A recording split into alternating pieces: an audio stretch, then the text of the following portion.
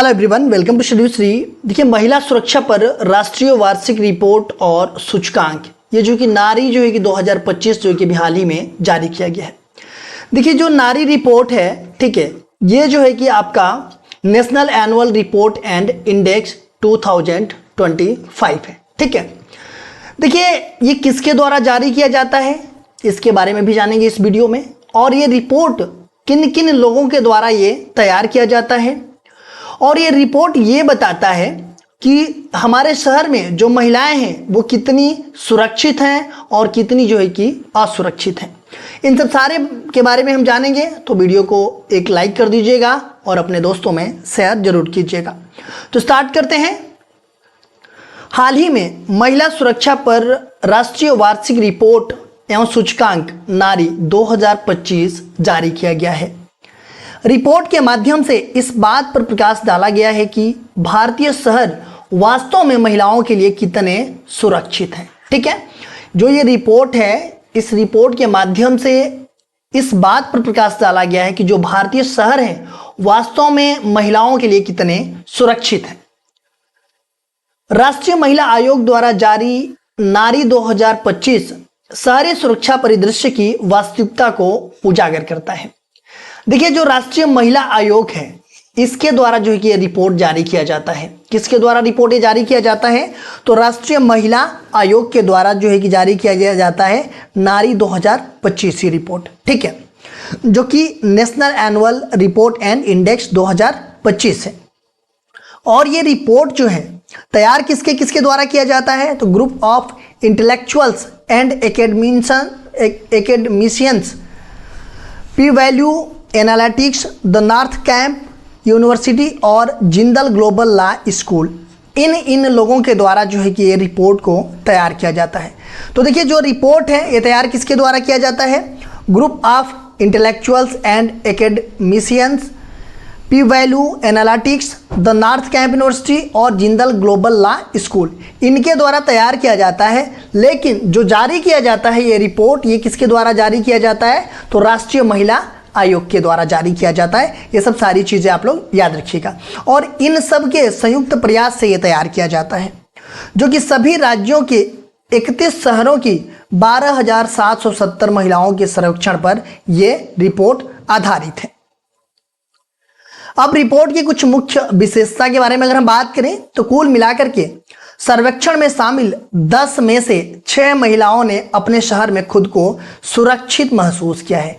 देखिए, इस रिपोर्ट के अकॉर्डिंग देखा गया है कि 10 में से जो 6 महिलाएं हैं, ठीक है, वो जो है कि अपने शहर में जो है कि खुद को सुरक्षित महसूस किया है। लेकिन जो 4 महिलाएं हैं, मतलब कि 40% अभी भी वो महिलाएं ये मानती हैं कि हम इतना सुरक्षित नहीं हैं या फिर बिल्कुल असुरक्षित हैं।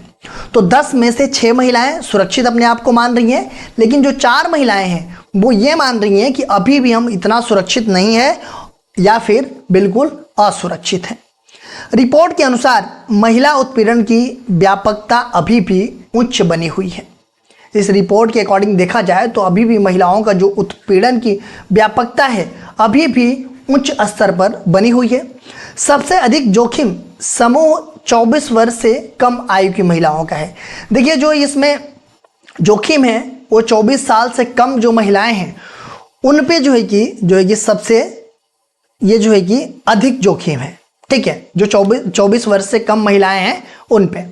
मौखिक उत्पीड़न सबसे आम, मतलब कि 58% था इस रिपोर्ट में, जबकि शारीरिक, मनोवैज्ञानिक, आर्थिक और यौन उत्पीड़न की रिपोर्ट कम बार की गई है। ठीक है, जो ये रिपोर्ट में क्या हुआ है कि जो मौखिक उत्पीड़न है ये सबसे आम है, मतलब कि 58% था, जबकि जो शारीरिक उत्पीड़न है, मनोवैज्ञानिक उत्पीड़न है, आर्थिक और यौन उत्पीड़न, इन की रिपोर्ट जो है कि कम बार की गई है, मतलब ज़्यादा बार नहीं की गई है, कम बार की गई है इन सब की रिपोर्ट। उल्लेखनीय है कि रिपोर्ट के अनुसार पड़ोस में 38% और परिवहन 29% महिलाएं उत्पीड़न के मुख्य केंद्र हैं।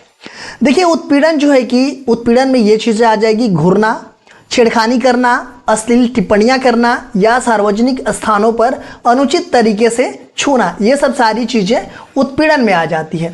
लेकिन इस रिपोर्ट के अनुसार देखा जाए तो जो पड़ोस में रहने वाले लोग हैं, ठीक है, वो जो है कि 38% जो है कि रिपोर्ट किया गया है कि जो पड़ोस में लोग रहते हैं उनका मतलब महिलाओं का जो उत्पीड़न हो रहा है, ठीक है, वो 38%। और परिवहन मतलब कि गाड़ियों में, बसों में, ट्रेनों में 29% महिलाएं जो कि उत्पीड़न के मुख्य केंद्र है। जो मुख्य केंद्र है या तो मैक्सिमम जो है कि 38% जो है कि पड़ोसी हैं लोग, या फिर हमें ट्रेन में, बस में या जहाँ भी मतलब ट्रैवल करती हैं महिलाएं, उसमें जो है कि 29%, मतलब ये दोनों जो है कि केंद्र बना हुआ है इसका।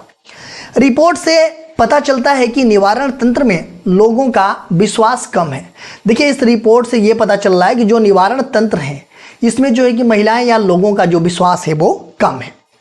उत्पीड़न के 3 में से केवल 1 पीड़ित ने औपचारिक शिकायत दर्ज कराई है। मतलब 3 अगर महिलाएं का उत्पीड़न हुआ है तो उसमें से केवल 1 जो है कि पीड़ित जो है कि औपचारिक शिकायत दर्ज कराई है। केवल 4 में से 1 महिलाओं ने विश्वास व्यक्त किया है कि अधिकारी उनकी सुरक्षा संबंधी शिकायतों पर प्रभावी कार्रवाई करेंगे। देखिए, 4 महिलाओं में से 1 महिला ने बस ये विश्वास व्यक्त किया है कि जो भी अधिकारी हैं उनकी सुरक्षा संबंधी जो भी शिकायतें हैं उस पर जो है कि प्रभावी कार्रवाई करेंगे। ठीक है, अब हम बात कर लेते हैं राष्ट्रीय महिला आयोग के बारे में, क्योंकि राष्ट्रीय महिला आयोग के द्वारा ही जो है कि ये national annual report and index 2025 जो है कि ये जारी किया गया है। एनसीडब्ल्यू ये भारत सरकार का एक संविधिक निकाय है। ये जो भारत सरकार है एनसीडब्ल्यू, तो ये एक सांविधिक जो है कि निकाय है भारत सरकार का, जो कि आमतौर पर महिलाओं को प्रभावित करने वाले सभी नीतिगत मामलों पर सरकार को ये सलाह देता है।